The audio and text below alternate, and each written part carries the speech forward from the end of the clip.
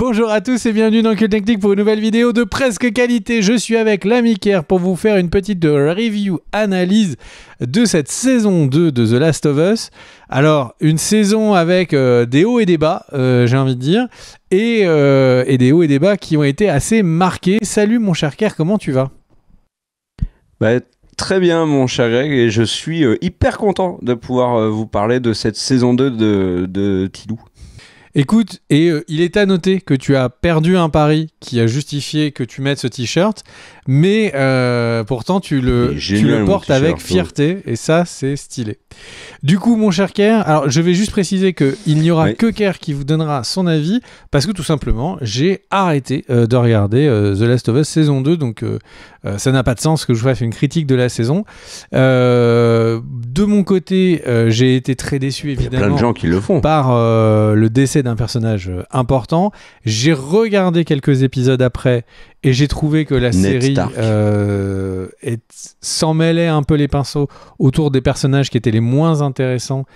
Et j'avais la sensation que la série était en train de partir sur un arc narratif, de dire il y a deux camps, ils sont pas sympas l'un avec l'autre, est-ce qu'en fait si on se pardonnait ce serait pas bien, ou jusqu'où va la folie de la vengeance qui résonnerait avec les personnages. Épisode après épisode, ça ne m'a que confirmé que c'était un peu téléphoné sur ça. Peut-être que la fin est magnifique et magique, je ne le sais pas, je le regarderai quand j'aurai un peu plus de temps. Mon cher Kerr, toi qui as tout vu, fais-nous une analyse aux petits oignons comme tu sais le faire. Kerr, dis-nous tout pendant que je mute le son pour pas que tu me spoiles. C'est dommage mon cher Greg de mute, parce qu'en fait j'avais prévu dans cette vidéo, là j'ai mis dans mes notes, j'ai listé les innombrables qualités qui faisaient de toi un être exceptionnel. Tu pourras donc ne pas les entendre. Tant pis pour toi. Alors déjà bonjour à tous les copains, on va parler un petit peu donc de cette saison 2 de The Last of Us. Première info, je ne vais pas spoiler ce qui arrive après dans le jeu, donc pas de panique. Je vais par contre spoiler comme un cochon la saison 2, hein. Donc si vous regardez cette critique analyse de la saison 2 sans l'avoir vue, et vous n'aurez plus besoin de regarder la saison 2 à la fin de la vidéo. Voilà, je contextualise un petit peu.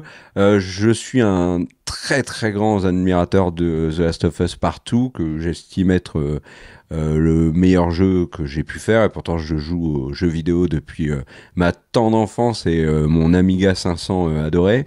Quand est arrivé cette saison 2, saison 1 qui m'avait globalement plu, même s'il y avait des différences bien évidemment avec le jeu, quand est arrivé la saison 2 et puis ce premier épisode qu'on avait eu la chance de voir au Grand Rex avec Isabella Merced, alors elle n'était pas directement assise à côté de Greg et de moi, hein. Elle était plutôt sur scène pendant quelques secondes, donc Dina, hein. J'avais été très très très très sceptique, voire très déçu par la diffusion de ce premier épisode, et ça m'a confirmé un élément, c'était que autant sur beaucoup d'adaptations, je suis très ouvert d'esprit sur le fait qu'ils peuvent faire des changements, etc.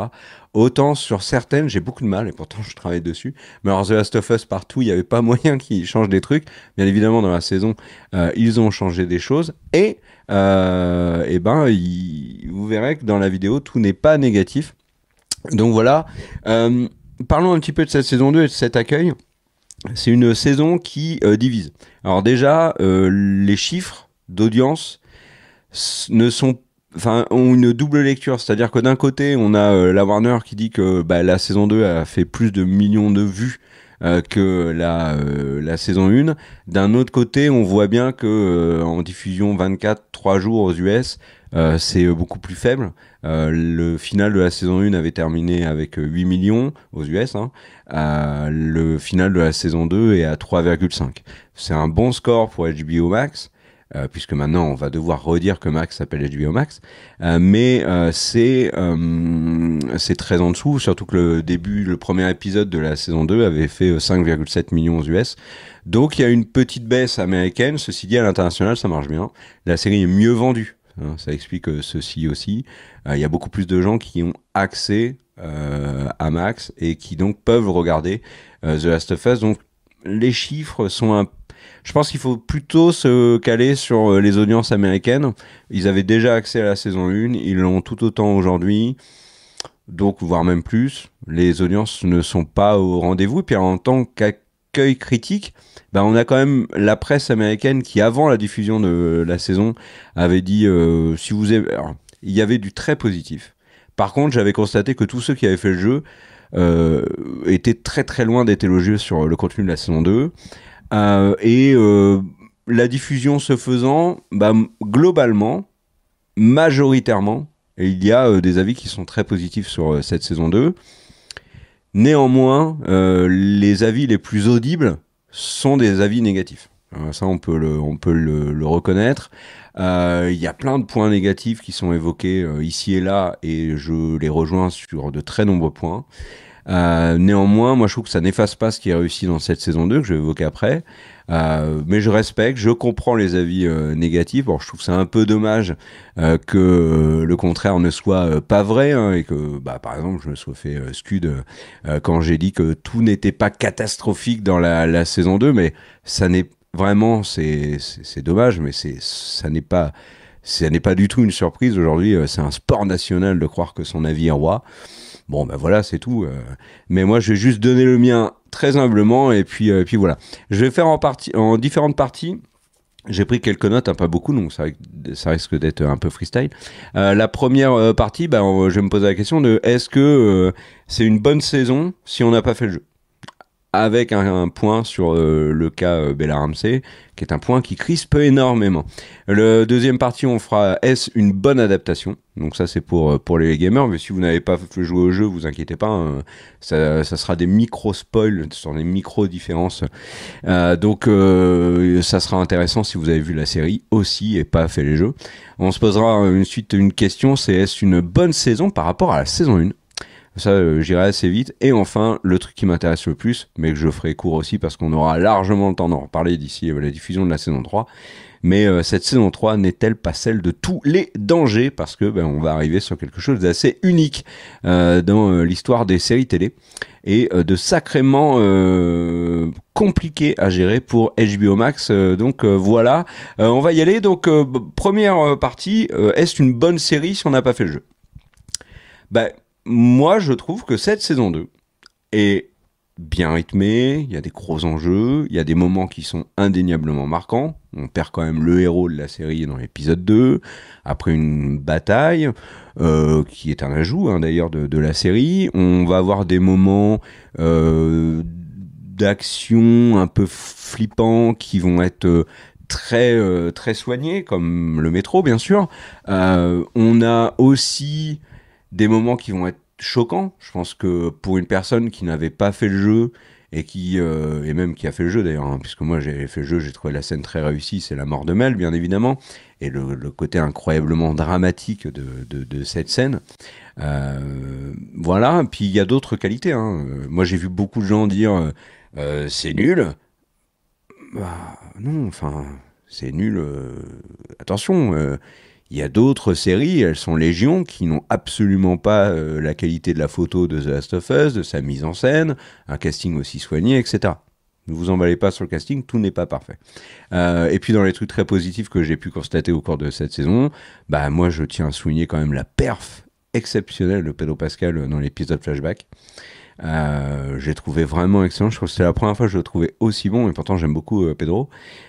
Pedro, comme on l'appelle quand on se fait un barbecue tous ensemble. D'ailleurs, il y a un truc qui a été annoncé suite à la diffusion de la saison 2, c'était que Pedro Pascal était donc éligible aux Emmy, enfin en tout cas la Warner le met éligible aux Emmy dans la catégorie premier rôle principal dans une série. Alors que moi, quand j'ai vu l'épisode de Flashback, je me suis dit, ok, là, il a l'Emmy du meilleur guest dans une série dramatique cette année. Ce qui était cohérent avec le rôle qu'a Joël dans cette saison. Donc voilà, mais après, il y a aussi des choses qui vont pas, juste en tant que série simple, si on n'a pas fait les jeux. Voilà, ça c'est immuable à joueurs, à ceux qui découvrent, etc.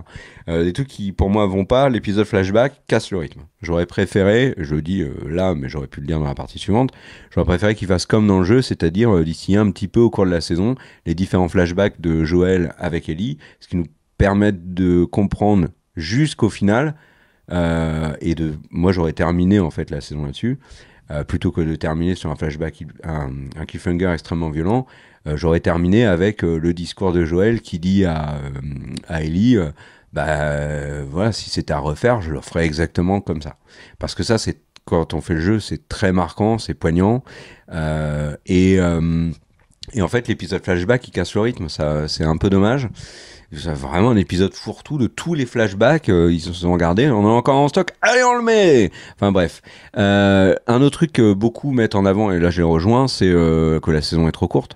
En fait, on a le sentiment que Seattle s'est rushé un épisode par jour. On y joue des heures chaque jour, hein. Seattle jour 1, Seattle jour 2, etc.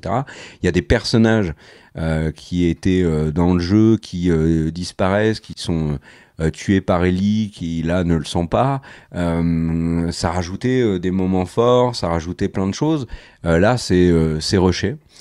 Et c'est un peu dommage parce que du coup, comme ça va très vite, on n'a pas le temps vraiment de s'attacher à certains personnages. Je pense à Jessie notamment. Ils font des trucs qui sont bizarres. Ils ajoutent énormément d'infectés par rapport au jeu, par exemple au début. Ils développent ce qui était déjà présent dans la saison 1, mais la liaison du cordyceps, si tu le touches, ça alerte absolument tous ceux qui sont contaminés, etc. Pourquoi pas, ils ajoutent même des créatures qu'on voit dans le jeu, mais qui sont expliquées d'une manière un peu différente. Là, c'est les infectés qui sont intelligents, qui vont piéger, etc. Dans le jeu, c'est des vraies saletés. Hein. Mais bon, ils se tuent assez facilement.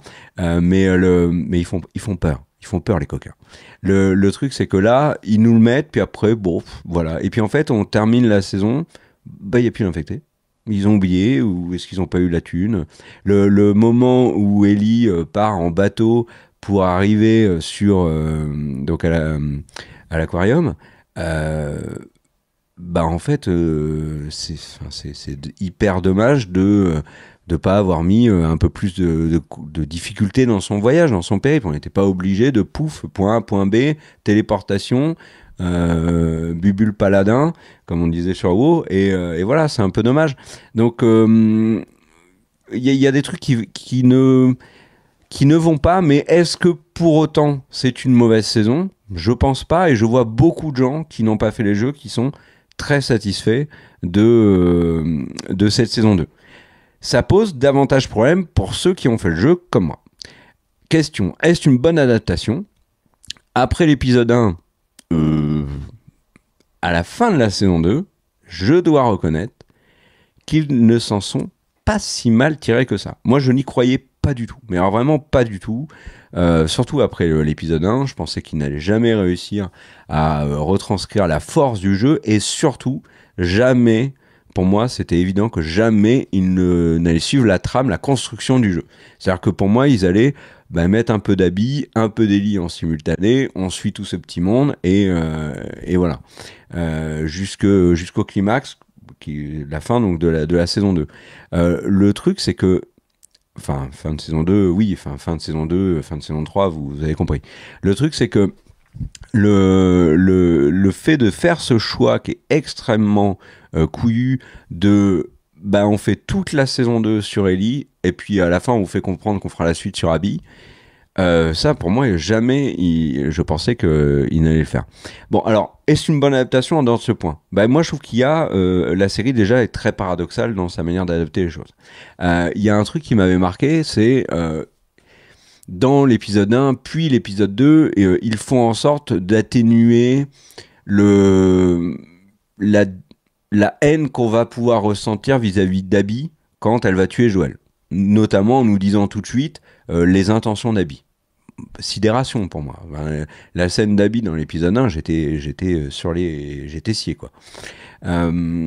Donc c'est un peu étonnant, puis on réfléchit, on analyse, on se dit oui, c'est pour éviter que Caitlin Dever se fasse insulter, menacer, comme l'a été la doubleuse d'Abby à l'époque. Quand même, gros délire, on va aller insulter, menacer de mort une doubleuse parce que des développeurs et des scénaristes ont fait faire au personnage qu'elle double des trucs qui nous plaisent pas. Le niveau de débilité pour en arriver à ce point-là. Mais enfin, bon, ça c'est autre chose. Donc ils adoucissent. C'est cohérent. Mais paradoxalement, ils vont rendre certains moments beaucoup plus durs.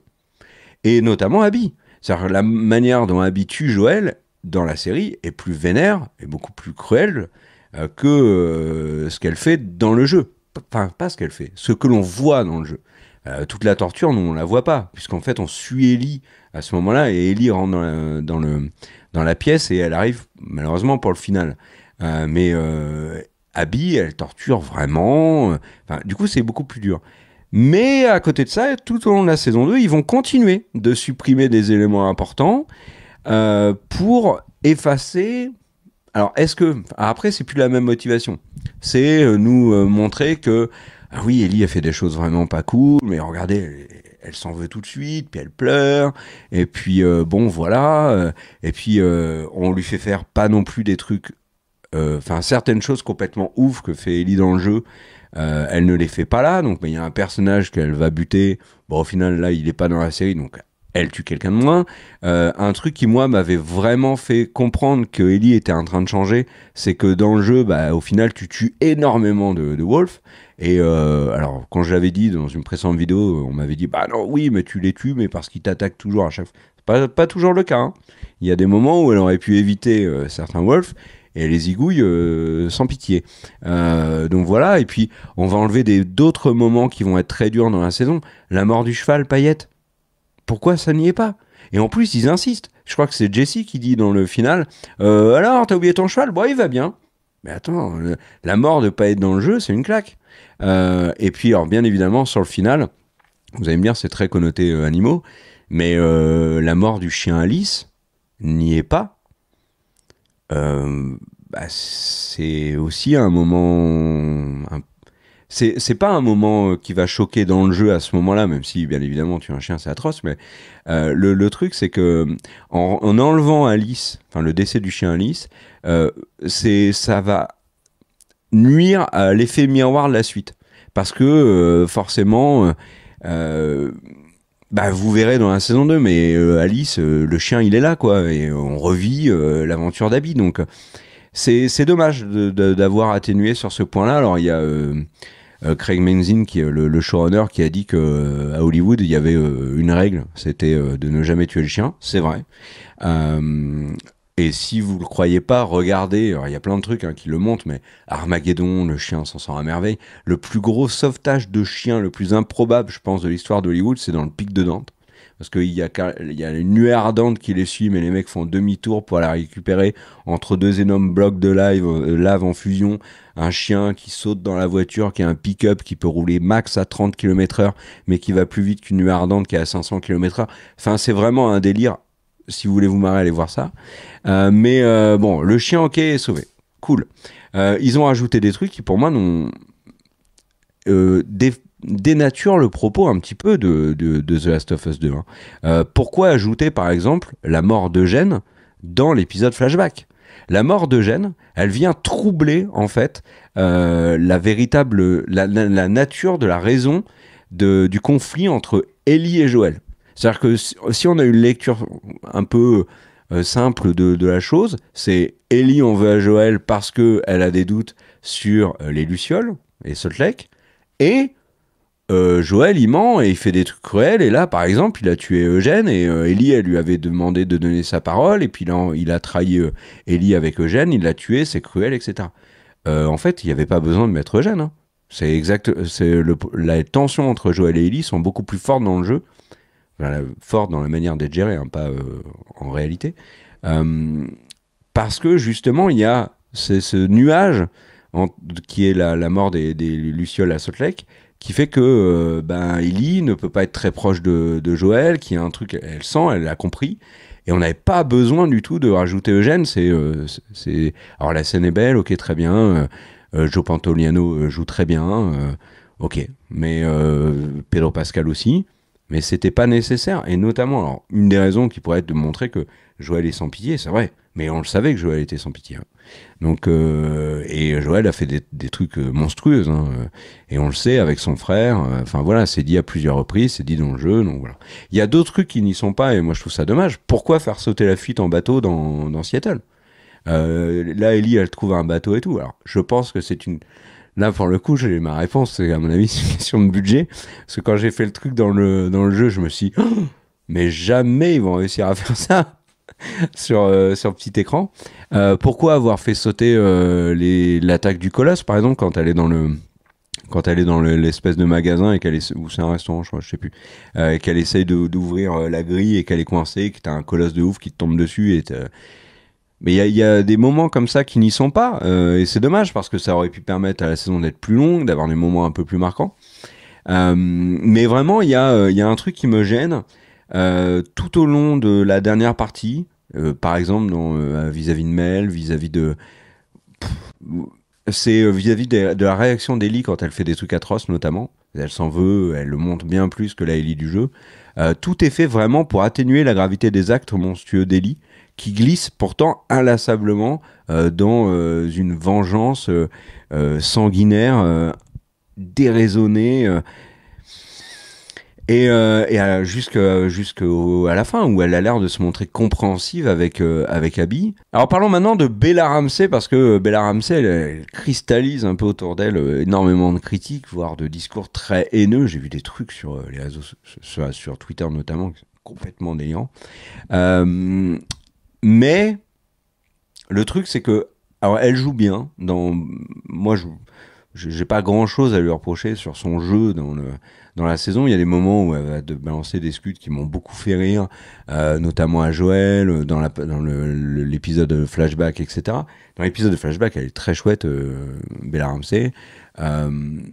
Mais j'ai toujours ce problème qu'ont énormément de gens qui regardent la série, surtout ceux qui ont fait le jeu. Et sans du tout aller dans un discours extrême, insultant, manquant de respect à l'actrice. Hein. C'est juste que moi, je trouve que c'est pas Ellie du jeu, quoi. Autant Bella Ramsey dans sa manière de la jouer que surtout, la manière dont ils ont écrit le personnage d'Ellie. Et en fait, Bella Ramsey n'est jamais la Ellie du jeu, c'est une autre Ellie. Alors que, paradoxalement, moi je trouve que Pedro Pascal est vraiment devenu Joël. Isabella Mersenne est une super Dina. Jessie, c'est Jessie. Bon, là, il n'y a pas de problème. Le frérot de Joël, c'est la même chose, Tommy. Mais Ellie, et c'est vraiment étrange parce que je regarde The Last of Us, je regarde Bella Ramsey en Ellie, tout en ayant le sentiment continu que c'est The Last of Us sans Ellie. Ce qui est quand même improbable. C'est un peu comme regarder le Seigneur des Anneaux sans Frodon. Mais le truc, c'est que elle fait le job, quoi. Elle est même, dans certains cas, vraiment pas mal. Donc voilà, oui, c'est une erreur de casting, mais elle fait vraiment ce qu'elle peut et elle le fait plutôt bien. Mais c'est pas Ellie. Ceci étant dit, elle est à des années-lumière de mériter de se prendre un torrent de merde comme malheureusement elle se prend depuis qu'elle est sur le projet, quoi. Donc voilà. Mais à côté de ça, là, j'ai dit que des trucs négatifs dans l'adaptation, mais il y a plein de choses qui fonctionnent très bien. Il y a beaucoup de moments du jeu qui sont parfaitement retranscrits. On retrouve une force à peu près similaire. Alors, attention, hein, je vais redire un truc qui est pour moi évident, c'est qu'à aucun moment la série n'atteint le niveau du jeu. Donc, ça, c'est un postulat de départ pour moi. Donc voilà. Mais par contre, il y a plein de moments où la série vraiment fait les choses très bien. Et par exemple, l'épisode 4, quand on se retrouve dans le magasin de musique, avec la chanson, qu'on a le métro, etc. Moi, j'étais hyper content de voir ça et de revivre le truc du jeu. Et puis le final de la saison 2 respecte de très très très nombreux points le jeu, il y a les plans, enfin il y a les paroles, enfin il y a les lieux, enfin c'est très fidèle sur plein de points. Le décor dans plusieurs des épisodes, dans Seattle, c'est le décor est le même. C'est vraiment chouette. On a vraiment, dans l'attitude, la manière de se déplacer des acteurs et des actrices nous rappelle comment ils se déplacent dans le jeu. Il va y avoir des petits trucs, par exemple, on va trouver des étagères, et là, donc une scène où un personnage cherche un truc sur une étagère, et tu dis « Ah, mais c'est là où j'ai récupéré des munitions, j'ai récupéré une pierre, j'ai récupéré une bouteille vide pour faire du bruit, etc. » Pour le joueur, c'était très cool, vraiment très cool. Donc voilà, il y a si je dois conclure sur bonne adaptation ou pas, honnêtement, je ne m'attendais pas du tout, notamment après l'épisode 1, à ce qu'il fasse une adaptation, alors je vais dire aussi réussie, aussi peu loupée. Voilà, parce que j'y croyais pas du tout. Mais ils ont vraiment tiré leur épingle du jeu. Et à côté de ça, ils ont aussi fait des choix qu'ils ont l'air de complètement assumer, qui sont vraiment chelous, parce qu'en plus, c'est Duckman qui est là, donc c'est lui qui a fait le jeu. Mais c'est pas catastrophique. Alors, troisième partie maintenant, les amis, est-ce que c'est une bonne saison par rapport à la saison 1? Et en me posant la question, je me rends compte que je suis en train de me dire, mais pourquoi l'ai-je mis dans mes notes? Parce qu'en fait, j'ai pas grand-chose à dire dessus. En fait, c'est une question de feeling. Si vous avez beaucoup aimé The Last of Us 2 davantage que le premier jeu et que vous trouvez que l'adaptation est plutôt bonne, bah, j'ai envie de dire que vous allez peut-être préférer cette saison 2 à la saison 1. Moi, de manière un peu plus globale, je trouve que la saison 1 avait des moments de fulgurance qui étaient plus marqués que la saison 2, et des moments aussi où elle s'est autorisée des libertés extrêmement efficaces. L'épisode avec Bill et Frank est exceptionnel dans la saison 1, avec les frères aussi. Enfin, il y a des vraiment et puis surtout, je trouve que la première partie de la saison 1 est d'excellente qualité. Là, on a des moments qui sont très bons. Ceci étant dit, j'ai vraiment mon avis complètement biaisé par le fait que j'ai fait le jeu, je l'ai énormément aimé, je suis très exigeant vis-à-vis de l'adaptation. Et en fait, j'aurais vraiment aimé, moi, c'est pas possible, hein, mais ne jamais avoir fait le jeu pour savoir ce que une personne qui n'a pas fait le jeu a ressenti quand Joël est mort, a ressenti quand ils ont découvert que Mel était enceinte. Enfin, moi, dans le jeu, alors, on le savait hein, dans le jeu que Mel était enceinte, mais le fait de la voir avec ce ventre aussi gros, morte là au pied des lits, moi j'ai été scié, quoi. J'ai été scié. C'est le tournant cette espèce de dérive complètement diabolique d'Ellie vis-à-vis de cette vendetta. Mais bon, voilà. Alors, oui, je pense globalement qu'on pourrait quand même dire que le fait qu'elle soit trop courte, le fait qu'elle ait pas d'épisodes qui mettent une claque à tout le monde, peut-être que la saison 2 est un poil en dessous de la saison 2, mais elle n'a pas, de la saison 1, pardon, mais elle n'a pas vraiment à rougir de ça. Ça reste franchement, ça reste une bonne production, hein.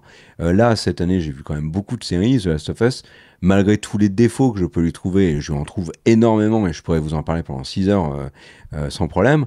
Le truc, objectivement, je reconnais elle fait partie quand même du haut du panier, hein. Il y a quand même une pelletée de séries complètement claquées au sol, et The Last of Us n'en fait pas partie, hein. Donc voilà. Dernier point, alors je pense qu'on en reparlera, on aura largement le temps, comme je le disais tout à l'heure, mais je vais déjà en parler un peu, mais le choix de repartir sur Seattle jour 1 avec Abby, vous fait comprendre, ceux qui n'ont pas fait le jeu, qu'on va partir sur une saison avec Abby, d'autant plus que là, au niveau de la communication, ils se font plaisir, ils le disent sans aucun problème.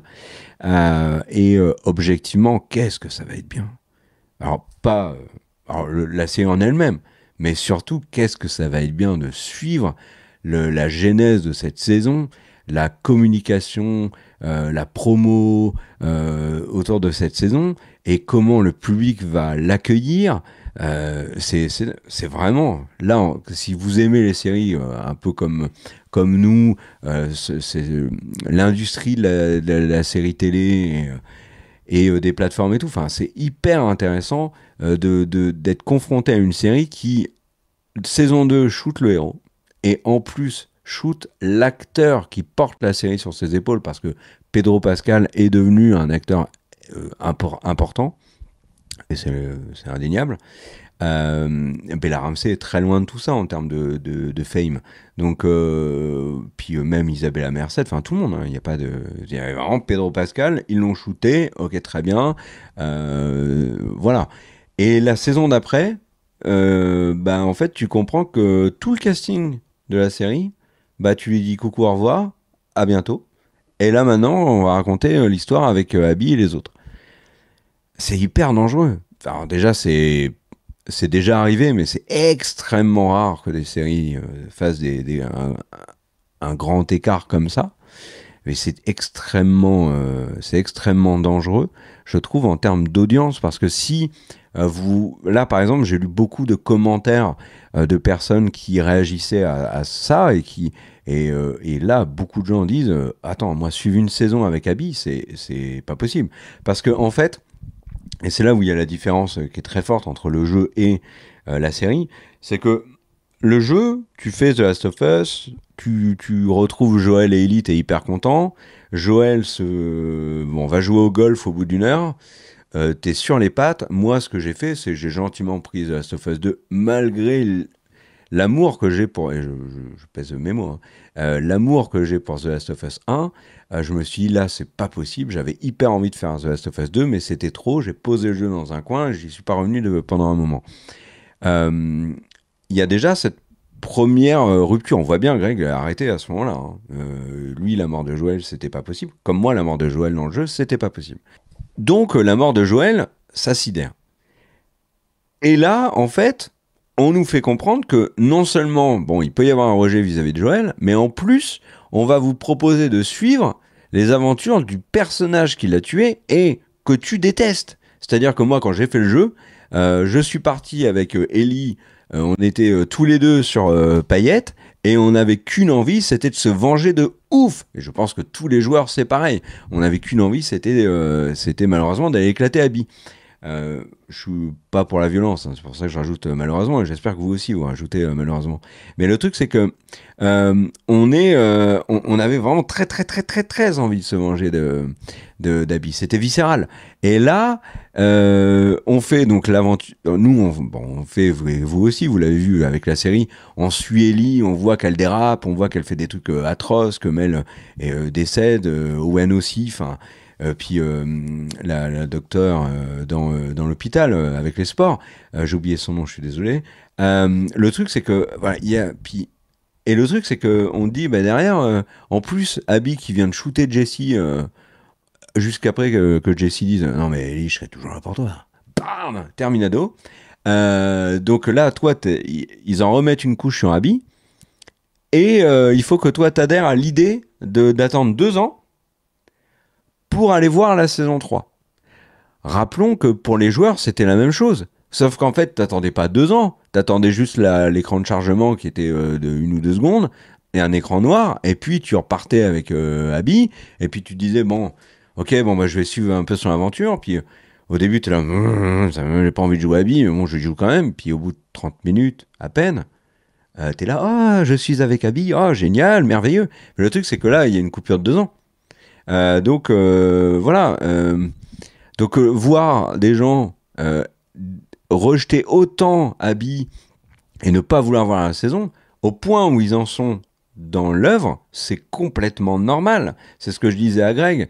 Quand Abby tue Joël, je la déteste. Quand je termine The Last of Us 2, c'est mon personnage de jeu vidéo préféré. Donc c'est qu'il y a bien une évolution et que surtout le récit est extrêmement bien travaillé.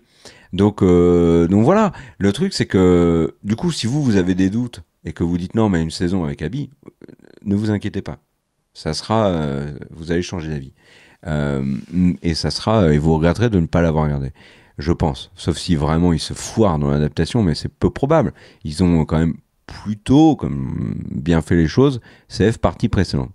Donc voilà, mais c'est extrêmement audacieux de la part de HBO Max d'avoir voulu respecter la trame du jeu.